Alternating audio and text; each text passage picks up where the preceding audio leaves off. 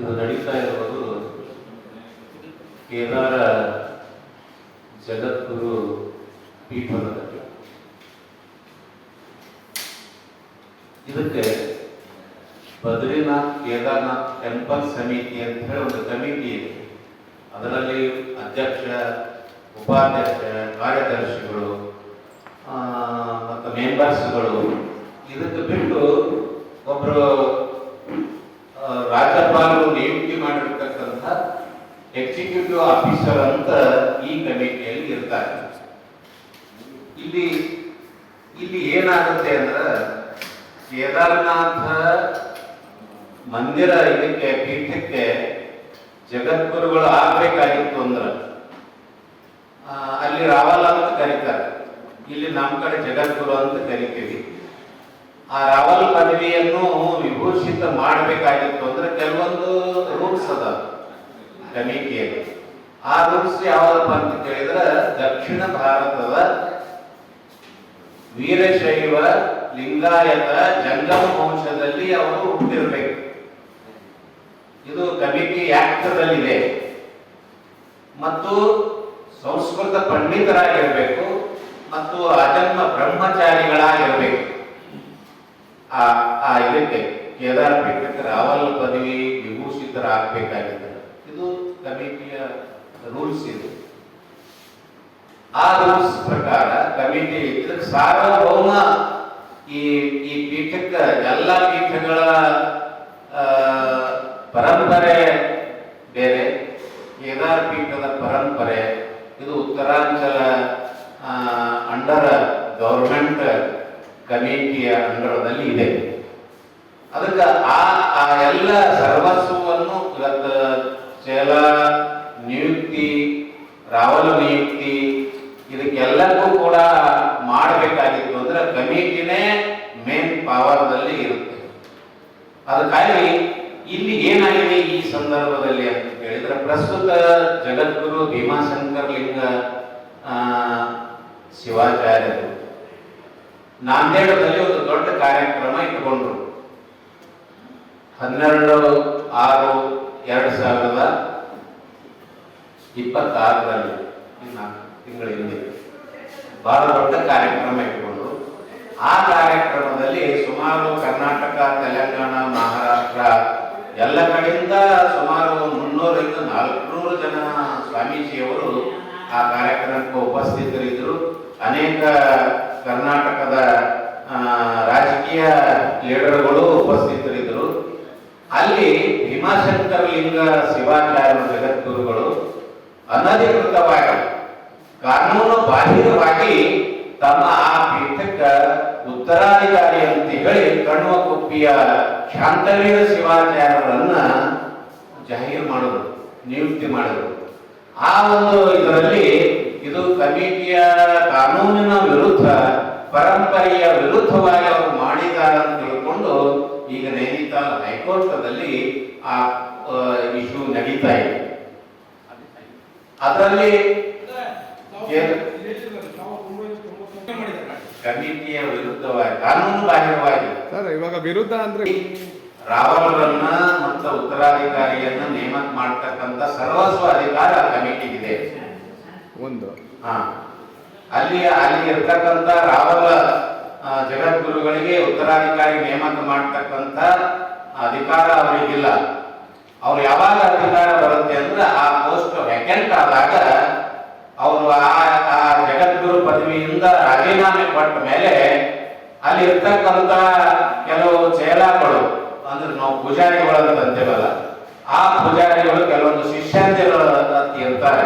4, 5, 6, 8 ಹಿಂಗ ಶಿಷ್ಯಂದಿರು ಇರ್ತಾರೆ.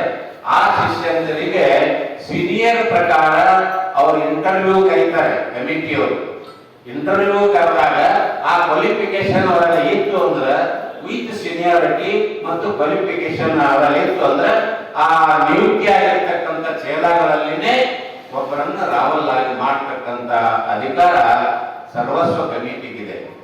ಉಪಸ್ಥಿತಿ ಇರ್ತಕ್ಕಂಥ ಜಗದ್ಗುರುಗಳಿಗಿಲ್ಲ. ಅದ್ ಬಿಟ್ರೆ ಬೇರೆ ಯಾವ ಅಂಶ ಯಾವ್ದು ಅಂಶ ಇಲ್ಲ.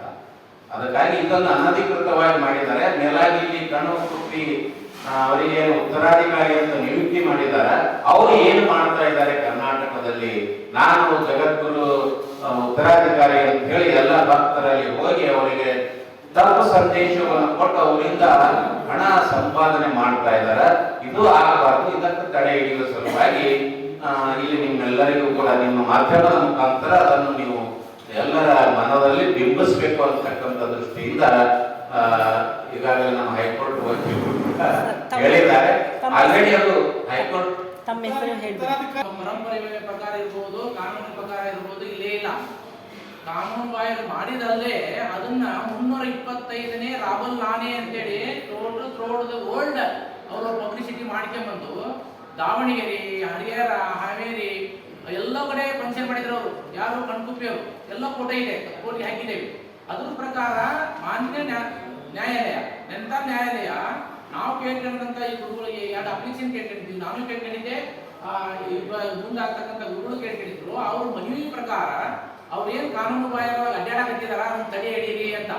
ಆ ಒಂದು ತಡೆ ಹಿಡೀರಿ ಅಂತ ಏನು ಅಪ್ಲಿಕೇಶನ್ ನಾವು ಮಾಡ್ಕೊಂಡಿದ್ವಿ, ಅದನ್ನ 2 ತಿಂಗಳೊಳಗ ನೀವು ಅದನ್ನ ಅದ್ರ ಮೇಲೆ ಕ್ರಮ ಕೈಗೊಳ್ಳ್ರಿ ಅಂತೇಳಿ ಕಮಿಟಿಯವರಿಗೆ ಡೈರೆಕ್ಷನ್ ಕೊಟ್ಟಿದ್ದಾರೆ ಹೈಕೋರ್ಟ್. ಆದ್ರೂ ಸತ್ಯಕ್ಕೆ ನಿನ್ನೆ ಈಶ್ವರಪ್ಪನ ಮನೆಗೆ ಹೋಗಿದ್ದಾರೆ.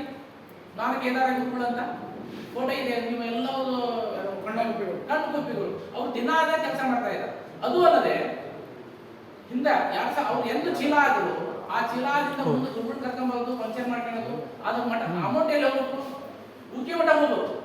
ಆದ್ರೆ ಇವರು ದಾವಣಗೆರೆ ಜಿಲ್ಲೆಯೊಳಗ ಹರಿಹರ ತಾಲೂಕಿನಾಗ ಶಿವನಹಳ್ಳಿ ಅಂತೇಳಿ ಒಂದು ಊರಿದೆ. ಒಬ್ಬ ಭಕ್ತ ಕೊಟ್ಟಿದ್ದಾನೆ, ಕೇದಾರ ಪೀಠಕ್ಕೆ ಸಂಬಂಧಪಟ್ಟಂತ ಭಕ್ತ ಕೊಟ್ಟಂತ ಜಾಗವನ್ನ ತಮ್ಮ ಸ್ವಂತ ಹೆಸರು ಮಾಡಿಕೊಂಡು ಅದನ್ನು ಕನ್ಸ್ಟ್ರಕ್ಷನ್ ಮಾಡ್ತೇವೆ ಅಂತ ಹೇಳಿ ಬಳ್ಳಾರಿ, ಹಿಂದೆ ಬೆಳಗಾವ್, ಆಮೇಲೆ ಈ ಎಲ್ಲ ಕರ್ನಾಟಕದ ಅಡ್ಡಾಡಿ ಆ ಫಂಡ್ ಕಲೆಕ್ಟ್ ಮಾಡಿಕೊಂಡು ತಮ್ಮ ಹೆಸರಲ್ಲೇ ಒಂದು ಮಂದಿರ ಕಟ್ಟಿದ್ದಾರೆ. ಆ ಮಂದಿರದಲ್ಲಿ ತಮ್ಮ ಸ್ವಂತ ಹಣ್ಣನ್ನು ಇಟ್ಟಿದ್ದಾರೆ.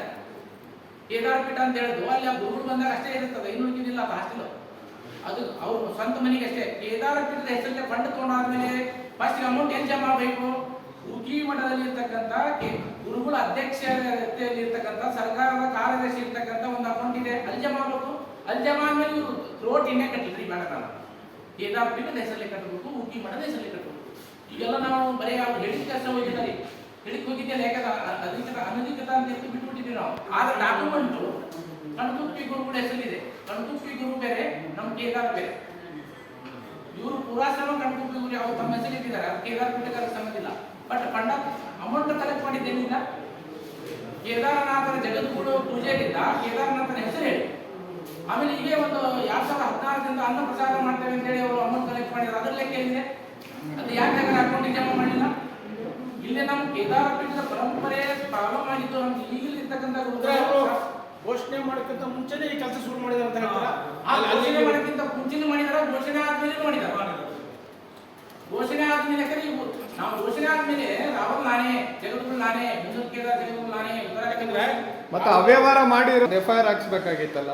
ಈಗ ನೆಕ್ಸ್ಟ್ ಭಕ್ತರು ಏನಾಗ್ತದ ಅಂತ, ಒಬ್ಬ ಜಗದ್ಗುರು ನಾನಾ ಮಕ್ಕಳಿಗೆ ಗುರುಗಳು ಇರುತ್ತೆ ಹಾಕಕ್ಕಾಗಲ್ಲ. ಅದೇ ಒಂದು ವಿಷಯ ಈಗ ನಡೀತಾ ಇದೆ. ಈಗ ಅವರು ಇನ್ನೊಮ್ಮೆ ಈಗ ಭಕ್ತರೇ ಹೇಳ್ತಾ ಇದಾರ, ನಾವು ಎಫ್ಐಆರ್ ಮಾಡಿಸ್ತೇವೆ ಅಂತ ಗುರುಗಳಿಗೆಲ್ಲ ಒತ್ತಾಯ ಮಾಡ್ತಾ ಇದ್ದಾರೆ, ನಾವು ಕಳಿಸ್ತಾ ಇದ್ದೇವೆ. ಇಲ್ಲ ಇನ್ನೊಮ್ಮೆ ಹೇಳಿದ್ರು ಸದ್ಯಕ್ಕೆ ಮತ್ತೆ ಈಗ ಉತ್ತರಾಧಿಕಾರಿ ನಾನೇ ಜಗದ್ಗುರು ಅಂತ, ಮುಂದಿನ ಜಗದ್ಗುರು ಅಂತ ಹೇಳ್ಕೊಂತ ಕರ್ನಾಟಕ ತುಂಬಾ ಗೊಂದಲ ಎಬ್ಸ್ತಾ ಇದ್ದಾರೆ. ನಮ್ಮ ಪರಂಪರೆ ಕೇದಾರ ಪೀಠದ ಪರಂಪರೆ ಹಾಳಾಗೋದು. ಕೇದಾರ ಪೀಠದ ನಮ್ಮ ಕೇದಾರ ಈಗ ಇರ್ತಕ್ಕಂಥ ಜಗದ್ಗುರು ಬಹಳ ಸಮಸ್ತರ ಇದ್ದಾರ. ಅವ್ರ ಈ ಕಾಲಕ್ಕೆ ನೋಡೋಣ ಯಾರಿಗೆ ಆಗೋದು ಕೇದಾರನಾಥನ ಆಶೀರ್ವಾದ ಆಗುತ್ತೆ. 5 ಮಂದಿ ಇವರು ಶಿಷ್ಯತ್ವದೊಳಗ 5ನೇದರು, ಇನ್ನೂ 6 ಮಂದಿ ದೊಡ್ಡವರಿದ್ದಾರೆ. ಇವರಾಗದಿದ್ದಾಗಲಿ ಯಾವ ಪರಂಪರೆ ಮತ್ತು ಕೇದಾರ ಪ್ರಕಾರ ಕಮಿಟಿ ಪ್ರಕಾರ ಆಗಲಿ ಸರ್ಕಾರಿ ಅದಕ್ಕೆ ಅದು ಆದ್ಮೇಲೆ ರಾಜ್ಯಪಾಲ ಹೋಗುತ್ತೆ. ಅದು ಕಮಿಟಿ ಆದ್ಮೇಲೆ ರಾಜ್ಯಪಾಲ ಹೋಗುತ್ತೆ. ರಾಜ್ಯಪಾಲ ಅನುಮೋದನೆ ಆದ್ಮೇಲೆ ದೇವಿ ಮಹಾರಾಜ ಅಂತ ಇದಾರೆ, ಅವರು ಹೋಗುತ್ತೆ. ಅವರು ತಿಳ್ಕೋಸ್ತವ ಮಾಡಿದಾದ್ಮೇಲೆ ಜಗದ್ಗುರು ಆಗಲಿಕ್ಕೆ ಅಧಿಕಾರ ಬರುತ್ತೆ, ಅಲ್ಲಿ ಬರಲ್ಲ.